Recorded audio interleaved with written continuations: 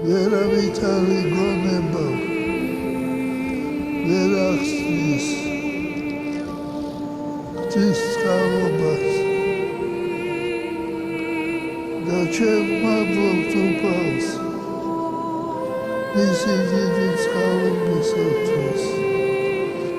ლოცვის დროს ვთხოვთ უფალს მის წყალობას, მის დახმარებას. დღეს ერთი დიდი ეპოქა დასრულდა. უწმინდესი და უნეტარესი, სრულიად საქართველოს კათოლიკოს პატრიარქი ფიზიკურად გვტოვებს, მაგრამ იწყება მისი მარადიული ხსოვნა. დიახ, მისი ლოცვა კვლავაც იქნება ჩვენი ქვეყნის მფარველი. მადლობა თქვენო უწმინდესობავ იმ სინათლისთვის, რომელიც ჩვენ გზას 10 წლეულების მანძილზე გვინათებდა.